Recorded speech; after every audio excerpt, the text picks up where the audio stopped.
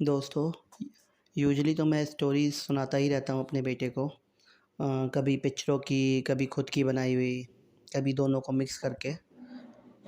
सोचा कि ये स्टोरीज़ जो मैं बनाता रहता हूँ, ये आप लोगों के संग भी शेयर की जाए, ताकि दूसरे भी उनको सुन सकें और एन्जॉय कर सकें। अगर स्टोरीज़ पसंद आएँ तो उसे लाइक करना, सब्सक्राइब कर लेना, ताकि नई स्टोरीज़ जब भी आपके पास आएँ तो आप उनको सुन सकें।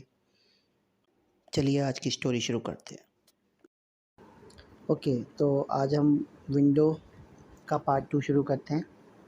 तो लास्ट टाइम वो बाहर की तरफ उसने धकेल दिया था उसको, और वो अंदर आने की कोशिश कर रहा था जो, और लिज़ी ने एकदम से गेट बंद कर दिया था ताकि जो है अपने फ़ोबिया से लड़े। और तभी जैसे जो बाहर की तरफ देखता है तो बाहर की तरफ उसको एक खुला आसमान दिखता है, और जैसे ही उसको खुला आसमान दिखता है उसकी आँखें ऊपर ही ऊपर ऊपर ऊपर होती चली जाती हैं, और वो एकदम से उसको शॉक लगता है और वो हिल के बेहोश हो जाता है। तो लिज़ी ने वो एक्सपेक्ट नहीं किया था कि वो एकदम से ऐसे बेहोश हो जाएगा। उसने फटाफट कहीं पे भागी अंदर की तरफ, अंदर से फ़ोन बिठाया, फ़ोन मिलाया अपने मम्मी-पापा को, ऐसे-ऐसे ये हुआ। वहीं पे उसके जो के भी मम्मी-पापा बैठे हुए थे, सबके सब फटाफट भाग के वहाँ पर आए। जो को एकदम से हॉस्पिटल लेके गए, वहाँ पर उसको उसको इलाज चला। इधर से लिज़ी जो थी वो वैसे ही घबराई हुई थी। तो जब लिज़ी ने हॉस्पिटल में जाकर उसको देखा तो उसने देखा कि वहाँ पर जो है उसको अभी बेहोश है वो, और उसने पूछा उसके मम्मी-पापा से कि क्या वो जो अब ठीक है? तो उसके मम्मी-पापा ने बोला उसको कि बेटा, हमारी डॉक्टर से बात हो गई है, जो बिल्कुल ठीक है।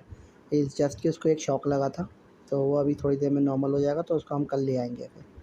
तो उसके बाद फिर वहाँ से चली जाती है। फिर उसके बाद जो नॉर्मल होके घर पे आ जाता है, और उसके बाद थोड़े दिनों बाद लिज़ी उससे मिलने जाती है। तो लिज़ी उसको सॉरी बोलती है कि तुमने जो है ऐसे-ऐसे, मुझे नहीं पता था कि तुम्हें सच में प्रॉब्लम है और तुम बाहर नहीं जा सकते। तो उसने कहा चलो कोई बात नहीं। तो एक दिन लिज़ी से फिर उसने दोस्ती हो जाती है। अब लिज़ी उसको ना बाहर जाने के लिए ज़िद नहीं करती, उसके संग ही रहती है, वहीं पे खेलते थे दोनों के दोनों, फिर वो चली जाती थी। तो एक दिन जो है लिज़ी जो है ऐसे ही बाहर खेल रही होती है अपना, क्योंकि बाहर दोस्तों के संग भी खेलती थी वो अपने। ये विंडो से लिज़ी को देख रहा होता है।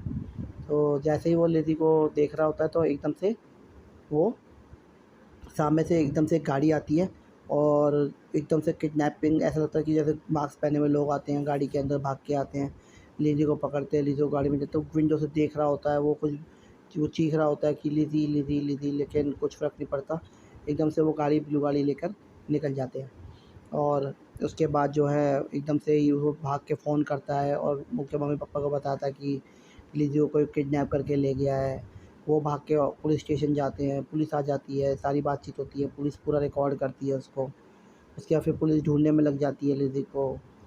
पूरा ऑफिस के इसको आस-पास सारी पूछताछ शुरू हो जाती है।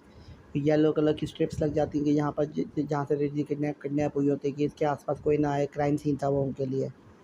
हर तरह से वो कोशिश कर रहे होते हैं लिज़ी को ढूँढने के लिए। लेकिन जो होता है वो बड़ा परेशान होता है, क्योंकि जो ने सब कुछ होते हुए देखा होता है, लेकिन और जो को ये नहीं होता कि लिज़ी, पता ही नहीं होता लिज़ी कहाँ है। अब वो उसकी इकलौती फ्रेंड होती है, और वो परेशान हो रहा होता है कि मैं कैसे हेल्प करूँ? बाहर वो जा नहीं सकता था, और अंदर ही अंदर रह के वो मदद नहीं कर पा रहा था। तो अब वो पुलिस वाले भी कह रहे होते हैं कि हम सिर्फ़ 72 आवर्स तक देखेंगे, लेकिन जनरली होता क्या है कि इतने टाइम में अगर कोई किडनैपर हमें कॉन्टैक्ट नहीं करता या हमें लिज़ी नहीं मिलती, तो पता नहीं आगे फिर वो मिलेगी नहीं मिलेगी। तो इससे और भी घबरा गए होते हैं उसके घरवाले। तो जो एक फ़ैसला करता है कि अब मैं उसको ढूँढूँगा, क्योंकि मैं लिज़ी के संग रहता हूँ, मैं उसको ज़्यादा अच्छी तरह जानता हूँ, तो कहीं न कहीं वो शायद मेरे लिए कोई हेल्प करे, कोई क्लू छोड़े होंगे उसने। तो फाइनली वो अपनी कैप लेता है, अपने सन ग्लासेस पहनता है, एक कैमरा लेता है जिससे उसको ऐसा फ़ील आए कि वो कैमरे के अंदर ही देख रहा है, और अपना लिए प्रोटेक्शन के लिए अपनी जो भी उसको अपनी दवाइयाँ वगैरह होती हैं वो अपने बैग में डालता है, कुछ खाने का सामान डालता है, पूरी मतलब तैयारी करता है, और अपने पैंट्स वगैरह सब पहन कर रेडी हो जाता है। और उसके बाद फाइनली वो गेट खोल के हिम्मत करके बड़ी मुश्किल से अपना पहला कदम बाहर निकालता है। लड़खड़ाता है, थोड़ा डरता है, हाथ पैर काँपने लग जाते हैं उसके थोड़े से, लेकिन फाइनली वो कैमरे में देखते हुए बाहर निकल जाता है जैसे कोई मूवी देख रहा हो। बाहर निकलता है धीरे-धीरे, वहाँ तक पहुँचता है जहाँ पर लिज़ी थी। वहाँ पर फिर याद करने की कोशिश करता है कि लिज़ी की कौन-सी वैन थी, उसके लिए फिर उस वैन का याद करते हुए उस सीन को, वैन किस तरफ गई थी, वो अपना चलना शुरू कर देता है। बिल्कुल ही धीरे-धीरे सोच-सोच के। अब उसका वो क्योंकि फ़ोटोजेनिक उसका दिमाग था, वो वहाँ पर पूरी पेंटिंग्स बनाता था, सब कुछ बनाता था, तो वो चीज़ों को महसूस कर पाता था।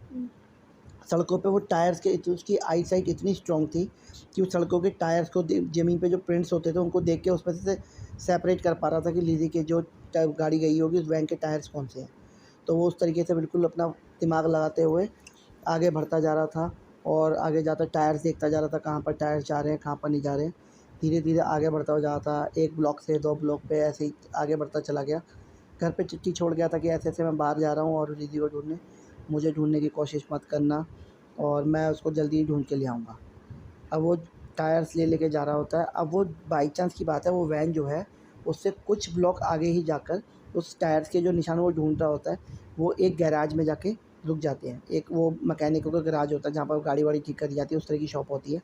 तो उसके पास के गैराज के आस-पास जाके रुक जाते हैं। अब वो अंदर की गैराज के अंदर की तरफ जाके देखता है तो वहाँ पर भी उसको कोई सिर्फ़ टायर के निशान मिलते हैं। तो वो समझ जाता है कि यहाँ पर पहला कहाँ पर रुकी होगी गाड़ी। तो कहीं न कहीं ये जो गैराज है, ये जो पूरा कार मैकेनिक का जो पूरा शोरूम है, ये कहीं न कहीं कनेक्टेड है लिज़ी की किडनैपिंग से। तो वहाँ पर उसके बैठ के शांति से वो अपना डिटेक्टिव पॉइंट ऑफ व्यू से अपना देख रहा होता है बाइनोकुलर से। अंदर जाता है, अंदर जाके लोगों से देख रहा होता है कि कौन क्या कर रहा है, कैसे कर रहा है। समझने की कोशिश कर रहा होता है कि किसको शक है, किस पे शक है, किस पे शक नहीं है। तो अब वो ना जब गैराज की तलाशी ले रहा होता है, तो उसको वहाँ पे एक बटन मिलता है। तो वो समझ वहाँ बटन वो लिज़ी के ही होता है। तो वो पहचान जाता है कि ये बटन लिज़ी का है और इसकी वजह से यही या इसका अंदर लिज़ी यहाँ थी। तो कोई ना कोई यहाँ पर ऐसा बंदा है जो इससे कनेक्टेड है। तो अब उसको ये पता लगाना था कि इनमें से कौन-सा बंदा है वो कनेक्टेड है।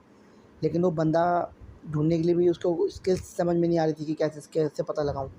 तो वो एक काम करता है।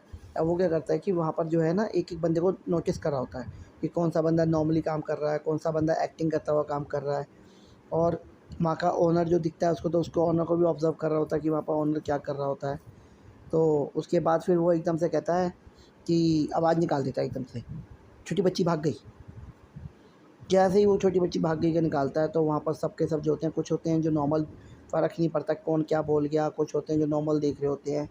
और एक होता है बंदा जिसको वो देखता है कि वो झटके से पलटता है और उसके चेहरे पे एक डर होता है कि हाँ, ये क्या हो गया। ये समझ जाता है कि ये बंदा जो है किसी हालत में कनेक्टेड है। इससे पहले कि वो पहचान पाते कि किसने आवाज़ मारी है और कौन था, वो वहाँ से वापस भाग जाता है। अब लेकिन उसको पता है कि वो बंदा जो है जिसने उसके लिज़ी के जो किडनैपिंग में कोई ना कोई किसी तरह से इन्वॉल्व है। अब वो डिसाइड करता है कि अब मैं ये पता लगाऊँगा ये बंदा करता क्या है, कहाँ जाता है, तो शायद मैं लिज़ी को ढूँढ पाऊँ। ये सेकंड पार्ट यहीं पे ख़त्म होता है।